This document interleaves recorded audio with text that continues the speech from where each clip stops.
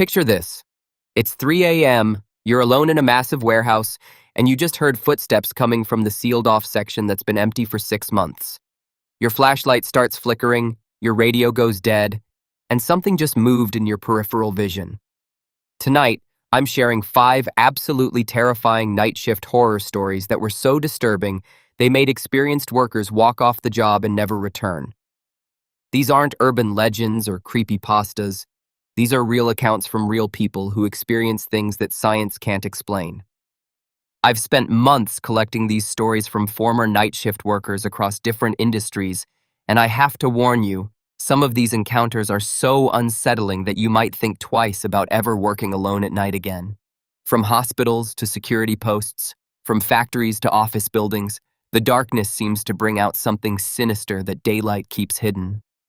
Before we dive into these spine-chilling accounts, make sure you hit that subscribe button and ring the notification bell because I share the most terrifying real horror stories every single week. And if you're brave enough to make it through all 5 stories, let me know in the comments which one gave you the worst chills. Trust me, you'll need that community support after hearing what these workers experienced. Our first story comes from Marcus, a former security guard at a pharmaceutical manufacturing plant in Ohio. Marcus had been working night shifts for over 8 years, and he thought he'd seen everything. The facility was enormous, spanning 3 buildings connected by underground tunnels that workers used to transport materials between sections. During his rounds, Marcus would patrol each building using a specific route that took him through every floor, every corridor, and down into those underground passages. The trouble started on a particularly cold February night when Marcus noticed that one of the motion sensors in Building C kept triggering false alarms. He'd check the area thoroughly, find nothing, and reset the system, only to have it go off again 30 minutes later. This happened 4 times during his first patrol, and Marcus was getting frustrated. The building was completely empty. All the day shift workers had left hours ago, and the cleaning crew wasn't scheduled until 6 a.m. On his 5th trip to investigate the motion sensor, Marcus decided to take a different approach. Instead of walking directly to the triggered area, he positioned himself in a spot where he could observe the corridor from a distance. He turned off his flashlight and waited in the darkness, watching for any sign of movement that might explain the constant alarms. After about 20 minutes of absolute silence, Marcus saw something that made his blood run cold. A shadow moved across the far end of the hallway. Not the shadow of a person, but something much taller and impossibly thin. It seemed to glide rather than walk, and it moved with a fluid motion that didn't look human at all. The motion sensor triggered again, confirming that something physical was actually there. Marcus tried to rationalize what he was seeing. Maybe it was a maintenance worker he wasn't told about, or perhaps someone from the cleaning company had arrived early. He called out, identifying himself as security, and asking the person to respond. The shadow stopped moving, but there was no reply. The silence stretched on for several minutes before the shadow simply vanished. Not moved away, but literally disappeared as if it had never been there. Shaken but determined to do his job, Marcus approached the area with his flashlight ready. The corridor was completely empty, with no place for anyone to hide. He checked every door, every closet, every possible hiding spot, but found nothing. The temperature in that specific area felt noticeably colder than the rest of the building, and Marcus noticed his breath was visible even though the building's heating system was working perfectly. Over the next several nights, the encounters escalated. Marcus would hear footsteps echoing through the empty hallways, always seeming to come from just around the corner, but when he investigated, he found nothing. Doors that he had personally locked would be found standing wide open, with no sign of forced entry and no explanation for how they had been unlocked. The elevator would activate on its own, traveling between floors with no one inside, stopping at random levels before returning to the ground floor. The breaking point came during Marcus's final week on the job. He was conducting his routine patrol of the underground tunnels when every light in the passage suddenly went out, plunging him into complete darkness. His flashlight refused to work despite having fresh batteries, and his radio produced nothing but static when he tried to call for backup. In that suffocating blackness, Marcus heard something that will haunt him forever, the sound of multiple people breathing heavily, surrounding him in the tunnel. He could feel presence all around him, sense movement in the darkness, but he couldn't see anything. The breathing grew louder and more labored, as if whatever was surrounding him was struggling or in pain. Marcus fumbled for his backup flashlight, and when he finally got it working, he found himself completely alone in the tunnel. But the walls were covered in handprints, dozens of them, pressed into the concrete as if people had been desperately trying to claw their way out. Marcus ran from that tunnel and never went back. He submitted his resignation the next morning and refused to work another night shift. When he tried to report the incidents to his supervisors, they dismissed his claims and suggested he was suffering from stress-related hallucinations. But Marcus knows what he experienced was real, and to this day, he won't take any job that requires him to work alone at night. Our second story takes us to a small rural hospital in Montana, where Sarah worked as a night shift nurse in the intensive care unit. Rural hospitals have a different atmosphere than their urban counterparts. They're quieter, more isolated, and the night shifts can stretch on with an eerie stillness that makes every small sound seem amplified. Sarah had been working nights for 3 years and had grown accustomed to the solitude, but nothing could have prepared her for the events that unfolded during her final month at the hospital. The ICU had 12 beds, but during the winter months, occupancy was usually low. On the night in question, Sarah had only 4 patients under her care, all of whom were stable and resting comfortably. The unit was laid out in a rectangular shape, with patient rooms along the outer walls and a central nursing station that provided visual access to most of the ward. Sarah was catching up on paperwork around 2 a.m. when she noticed movement in her peripheral vision. Room 7 had been empty for weeks, but Sarah distinctly saw a figure moving past the window that looked into the room. She assumed it was Dr. Peterson making his rounds, even though it was unusual for him to be there so late. Sarah continued with her documentation, but something nagged at her about what she had seen. The figure had seemed unusually tall, and the movement had been too fluid, almost floating rather than walking. Deciding to investigate, Sarah walked over to room 7 and peered through the window. The room was empty, exactly as it should be, but the bed appeared to have been disturbed. The blankets were rumpled and pulled back, as if someone had been lying there recently. Sarah checked her patient roster again to make sure she hadn't made a mistake. But room 7 was definitely unoccupied and had been thoroughly cleaned after the last patient was discharged. She entered the room to straighten the bedding and immediately felt an overwhelming sense of sadness wash over her. It wasn't her own emotion. It felt foreign, imposed, like someone else's grief had suddenly become her burden. The temperature in the room felt significantly colder than the hallway, and Sarah noticed that her breath was visible in small puffs. She quickly remade the bed and left the room, but the feeling of profound sadness lingered with her for the rest of the night. The next evening, Sarah arrived for her shift, determined to pay closer attention to room 7. She positioned herself at the nursing station with a clear view of the room and kept glancing over throughout the night.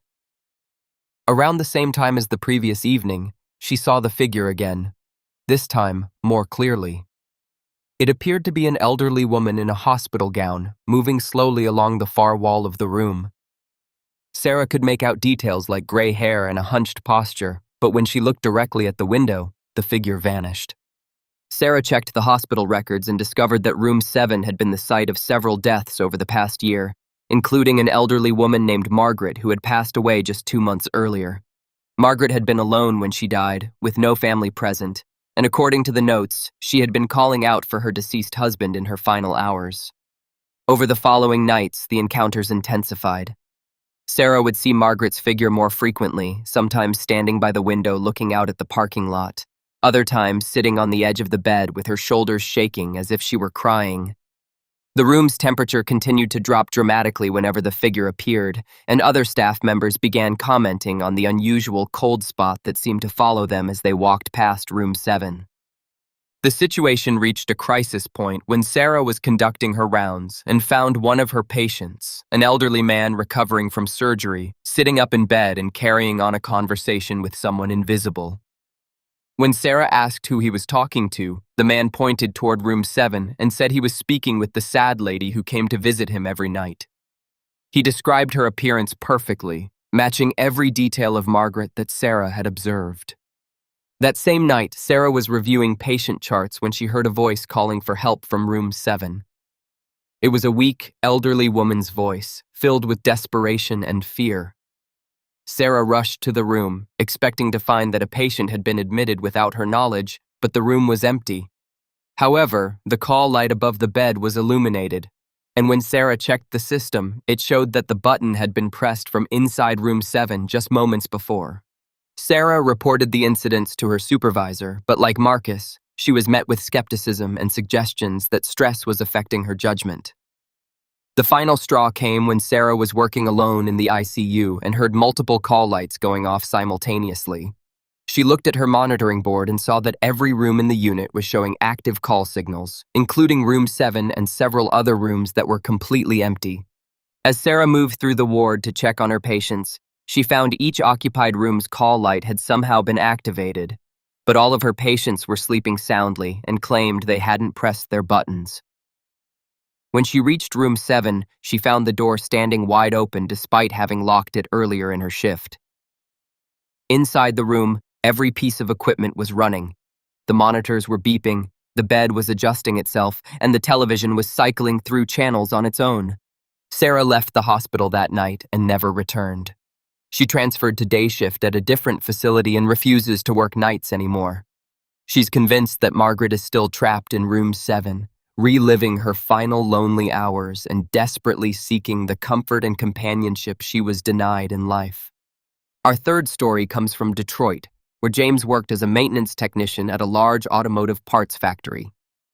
The factory operated around the clock, but the night shift maintenance crew was minimal, usually just 2 or 3 people responsible for maintaining the massive machinery and keeping production lines running smoothly. James had been working nights at the plant for 6 years and knew every inch of the facility, from the main production floor to the basement storage areas that housed spare parts and old equipment. The factory was built in the 1940s and had a long history of industrial accidents. Over the decades, several workers had been killed in machinery-related incidents, and there were always whispered stories among employees about strange occurrences during the night shifts. James had never given much credence to these tales until he began experiencing things that challenged his rational understanding of the world.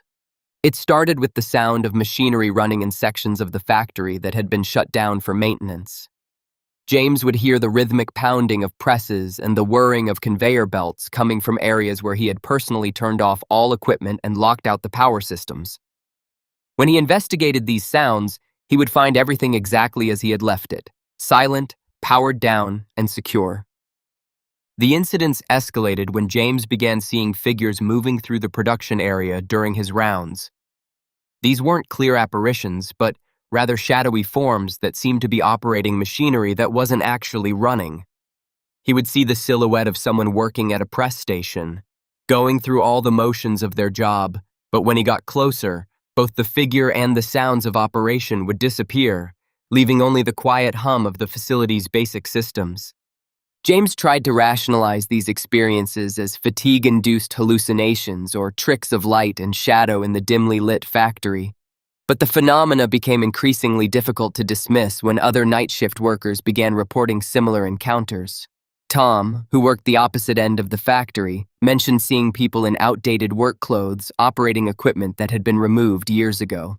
Maria, the night shift supervisor, reported finding workstations perfectly set up for production when she arrived each evening, despite knowing they had been cleared and shut down by the day crew. The breaking point for James came during a particularly quiet night in March. He was performing routine maintenance on a large stamping press when he heard voices coming from the break room, multiple people talking and laughing as if they were on their dinner break. Since James was supposed to be the only person in that section of the factory, he went to investigate. As he approached the break room, the voices became clearer. He could hear distinct conversations about production quotas, family problems, and weekend plans, typical workplace chatter. But when James opened the break room door, he found it completely empty. The vending machines were humming quietly, the tables and chairs were arranged exactly as they should be, and there was no sign that anyone had been there recently. Confused and increasingly unsettled, James decided to review the security footage from the break room cameras. What he discovered chilled him to the bone. The footage showed him standing in the doorway looking into an empty room, but the audio track clearly captured multiple voices having conversations, just as he had heard them. Even more disturbing, Thermal imaging from the security system showed heat signatures of several people sitting at the break room tables, even though the visible spectrum cameras showed nothing. Over the following weeks, James's encounters became more intense and personal. He would feel someone watching him while he worked, and when he turned around, he would catch glimpses of figures standing just at the edge of his vision. Tools would move on their own, always to locations where they would be more convenient for the task he was performing, as if invisible coworkers were trying to help him with his job. The most unsettling incident occurred when James was working alone in the basement storage area, organizing spare parts and updating inventory records. He heard footsteps on the metal stairs leading down to the basement, followed by the sound of someone moving heavy boxes around in the adjacent storage room. Assuming that Tom or Maria had come down to help with inventory, James called out to let them know where he was working. Instead of a response from his living coworkers, James heard his own name being called by a voice he didn't recognize. An older man with a slight accent who seemed to be asking for assistance with lifting something heavy. James followed the voice through the maze of storage shelves, but found no one there. However, he discovered that several heavy boxes had been moved and restacked in a more organized fashion than when he had left them earlier. As James stood alone in the basement, surrounded by the evidence of work being done by invisible hands, he heard the voice again. This time it was closer, and the man was explaining how to properly organize the spare parts inventory system, information that James had never heard before, but that made perfect sense for improving efficiency. The voice was patient and instructional, as if an experienced worker was training him on the best practices developed over decades of experience. James rushed upstairs and spent the rest of his shift working in areas with better lighting and more activity from the minimal night crew. He researched the factory's history and discovered that several longtime employees had died of natural causes over the years, including a maintenance supervisor named Frank, who had worked in the basement storage areas for over 30 years before passing away from a heart attack in 1998. The final incident that drove James away from night shift work happened during his last week at the factory. He was performing his final rounds before the day shift arrived when he encountered something that shattered his remaining skepticism about the paranormal activity. As he walked through the main production floor, James saw the entire night crew, not his small living crew, but a full complement of workers from what appeared to be several decades ago based on their clothing and equipment. These figures were semi-transparent but clearly visible, working at stations throughout the factory with the dedication and efficiency of experienced employees. They moved with purpose, communicated with each other through gestures and brief conversations, and seemed completely unaware of James's presence. He watched in fascination and terror as this ghostly workforce went through their routine, operating machinery that hadn't been used in years and following production procedures that had long since been updated. James stood frozen in place for what felt like hours, observing this impossible scene. Gradually, the figures began to fade away, starting with those furthest from him and slowly disappearing until only one remained, an older man in a supervisor's outfit who looked directly at James and nodded with what seemed like approval before vanishing completely. James completed his shift in a state of shock and submitted his resignation the following morning. He transferred to day shift maintenance at a different facility and has never worked nights since. He remains convinced that the factory is staffed by the spirits of former workers who are so dedicated to their jobs that they continue reporting for duty even after death.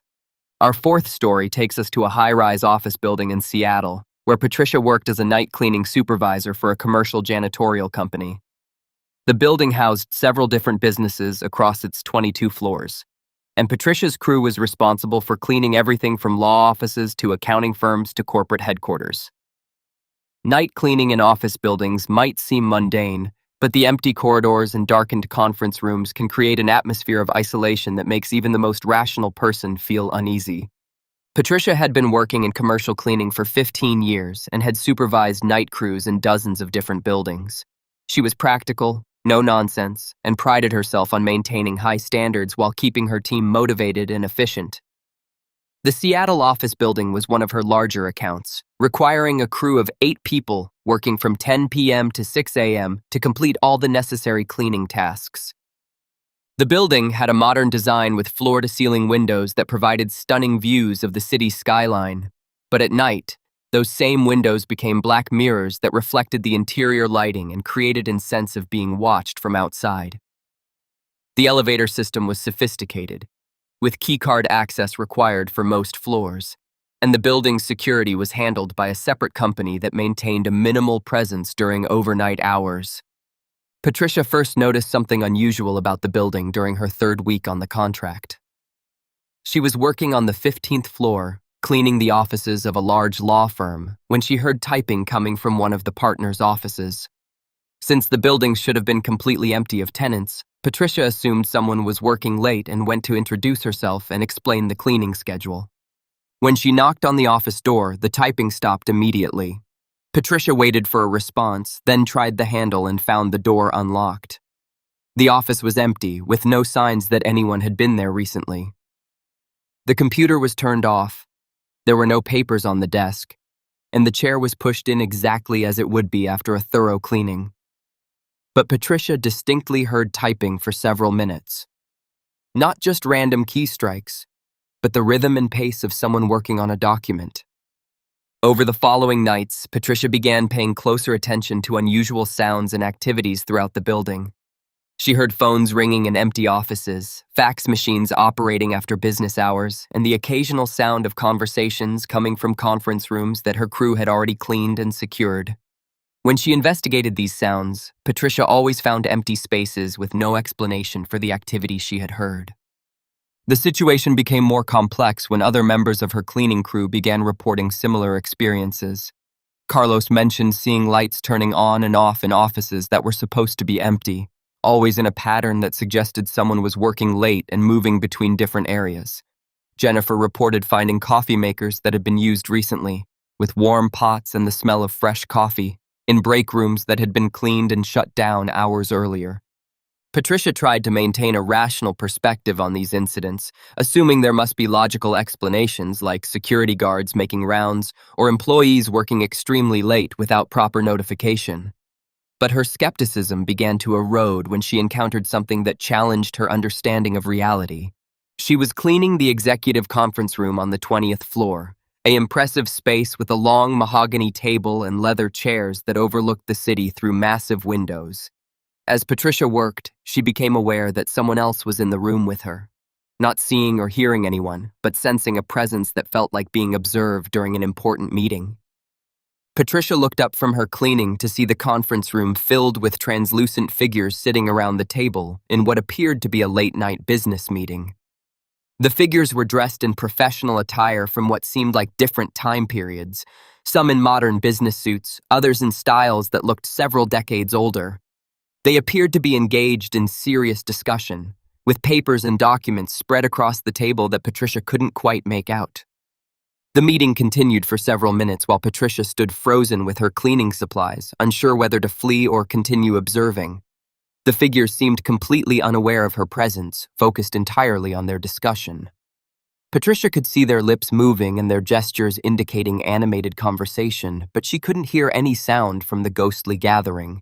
Gradually, the figures began to fade away, starting with those seated furthest from Patricia and slowly disappearing until only the conference room's normal furnishings remained. But when Patricia looked at the table, she found papers scattered across its surface, documents that appeared to be contracts and business agreements, though the text was too faded and blurred to read clearly. Patricia left the conference room immediately and avoided that floor for the rest of the night. The next morning, she checked with building security about any late-night meetings or special access that might have been granted, but they had no record of anyone entering the 20th floor after business hours. When Patricia returned to clean the conference room the following evening, she found it exactly as it should be. Clean, organized, and empty, with no trace of the documents she had seen on the table. The encounters escalated over the following months as Patricia continued working in the building. She would frequently see people in business attire walking through the corridors, always just at the edge of her vision or reflected in the building's windows. These figures moved with purpose, carrying briefcases and documents, checking their watches as if they were late for important meetings. But whenever Patricia looked directly at them, they would vanish immediately. The most disturbing aspect of these encounters was their consistency with the building's history. Patricia learned that the office tower had been built on the site of a smaller office building that had been destroyed in a fire during the 1980s. Several people had died in that fire, including a group of lawyers and business executives who had been working late on a major merger deal. The fire had started after normal business hours and spread quickly, trapping people who were trying to complete important work despite the late hour. Patricia began to believe that the spirits haunting the building were the ghosts of workaholics, people who had been so dedicated to their professional responsibilities that they continued working even after death. These weren't malevolent entities, but rather the souls of individuals who couldn't let go of their earthly obligations and continued reporting to jobs that no longer existed. The final incident that convinced Patricia to leave the building occurred during a particularly busy night when her crew was working to complete additional cleaning tasks before a major inspection.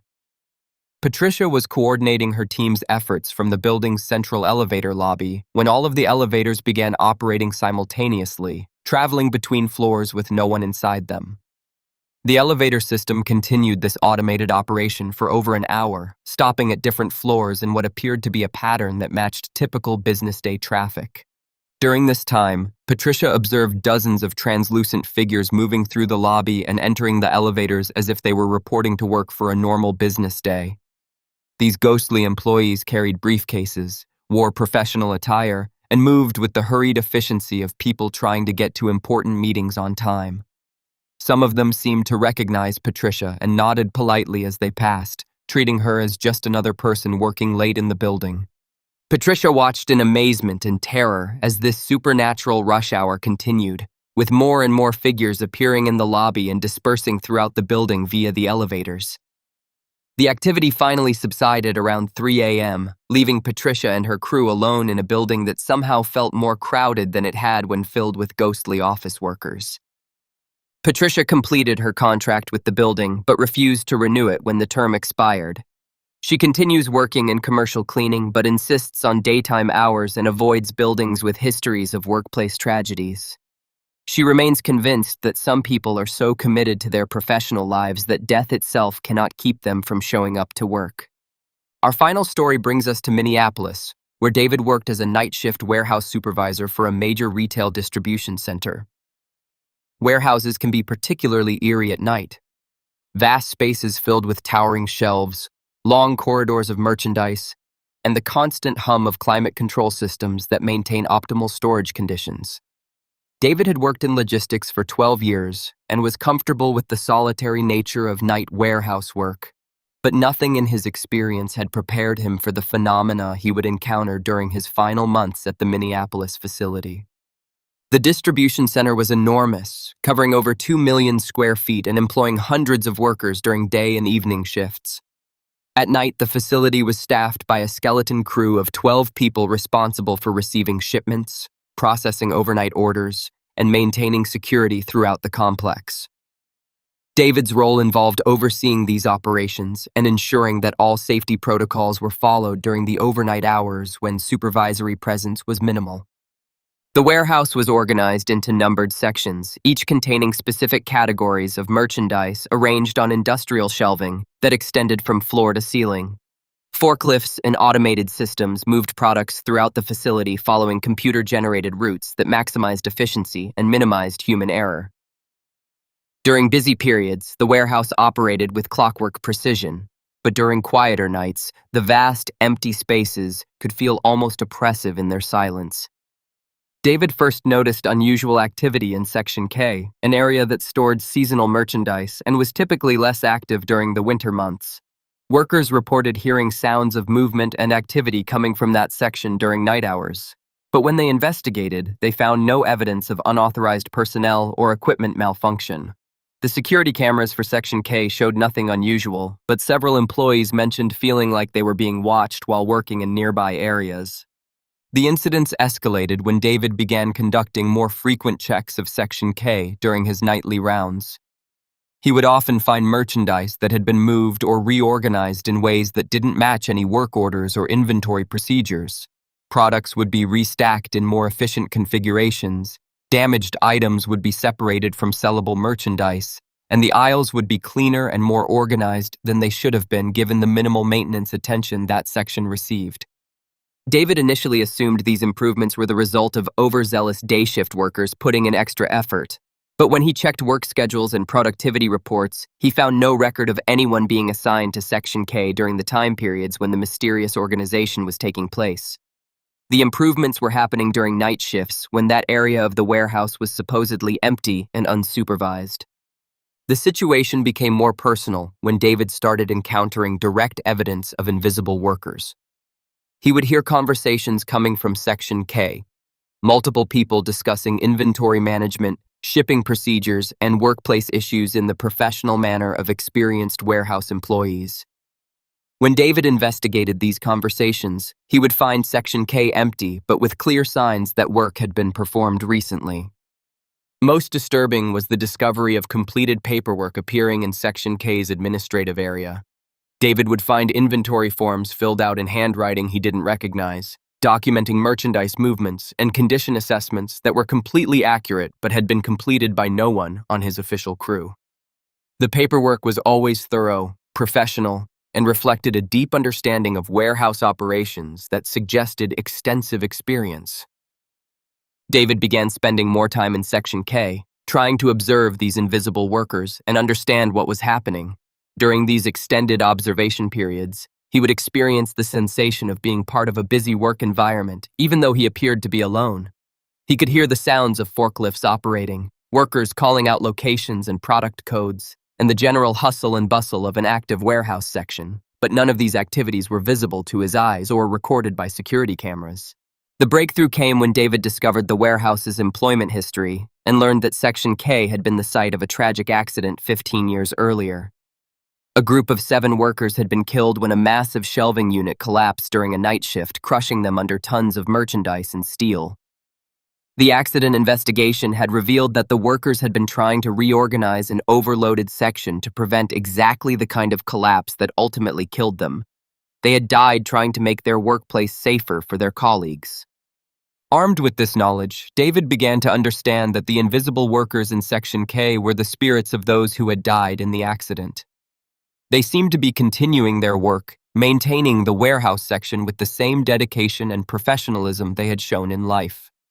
Their activities were always constructive, improving organization, identifying problems, and maintaining the kind of efficient operation that they had been working toward when the accident occurred. David's final encounter with the ghostly warehouse crew occurred during his last week on the job. He was conducting his routine rounds when he noticed that Section K was more active than he had ever observed. The sounds of work were louder and more clearly defined, and David could make out individual voices in specific conversations about inventory management and safety procedures. As he entered Section K, David experienced something that completely changed his perspective on the paranormal activity. He could see the ghostly workers, not as clear apparitions, but as translucent figures moving with purpose throughout the section. There were 7 of them, exactly matching the number of workers who had died in the accident, and they were performing all the tasks that David had observed evidence of over the previous months. The ghost workers seemed to be aware of David's presence, and one of them, a middle-aged man who appeared to be a supervisor, approached him with a concerned expression. Through gestures and partially audible words, this spectral supervisor seemed to be trying to communicate important information about safety hazards in other parts of the warehouse. David understood that these workers were trying to prevent other accidents like the one that had killed them. David spent nearly an hour in Section K, observing the ghostly crew and trying to understand their message. They showed him areas where merchandise was improperly stacked, pointed out potential equipment failures, and indicated sections where safety procedures were being ignored. All of their concerns turned out to be valid when David investigated them during subsequent shifts. The invisible workers were serving as supernatural safety inspectors, continuing to protect their workplace and colleagues even after death. The final revelation came when David realized that the mysterious improvements in Section K weren't random acts of ghostly organization, but rather a systematic effort to demonstrate proper warehouse management techniques. The deceased workers were teaching the living employees how to maintain a safer, more efficient operation by example. using their continued presence to share the knowledge and experience they had accumulated over years of dedicated service. David left the warehouse job not out of fear, but out of respect for the ghostly workers who had claimed Section K as their eternal workplace. He felt that his presence was somehow intruding on their important work, and he wanted to find a position where he could apply the safety lessons they had taught him without disturbing their continued efforts to protect the facility that had been both their livelihood and their final resting place. These 5 stories represent just a small sample of the countless encounters that night shift workers experience across every industry imaginable. From security guards to nurses, from factory workers to cleaning crews, people who work alone in the darkness often find themselves sharing their workplace with entities that defy rational explanation. Whether these are actual supernatural phenomena or the result of psychological factors like isolation, fatigue, and suggestion, the impact on the workers who experience them is undeniably real. What makes these accounts particularly compelling is their consistency across different locations, industries, and individuals who had no contact with each other. The patterns that emerge: spirits continuing their work routines, ghostly employees trying to help their living colleagues, and the tendency for paranormal activity to center around locations with tragic histories, suggest something more than coincidental hallucinations or urban legends. For those of you who work night shifts, these stories might serve as both entertainment and cautionary tales. While most supernatural encounters seem to involve benevolent spirits rather than malevolent entities, the psychological impact of unexplained phenomena can be significant enough to affect job performance and personal well-being. If you find yourself experiencing unusual activities during night work, remember that you're not alone and that countless other workers have faced similar situations. The night shift will always attract those who prefer solitude, need flexible schedules, or simply enjoy the different pace that comes with working when most of the world is asleep. But as these stories demonstrate, the darkness doesn't just hide the living world from view. It sometimes reveals aspects of existence that daylight keeps concealed. Whether you believe in ghosts, spirits, or paranormal activity, the experiences of Marcus, Sarah, James, Patricia, and David remind us that the line between the rational and the inexplicable becomes much thinner when we find ourselves alone in the dark, carrying out the essential work that keeps our society functioning while everyone else dreams safely in their beds. If you enjoyed these terrifying true stories and want to hear more accounts of real paranormal encounters, make sure to subscribe and hit the notification bell so you never miss a new upload. Share your own night shift horror stories in the comments below. I read every single one, and I'm always looking for new accounts to investigate and share. And remember, the next time you're working alone at night and you hear something that shouldn't be there, you might not be as alone as you think.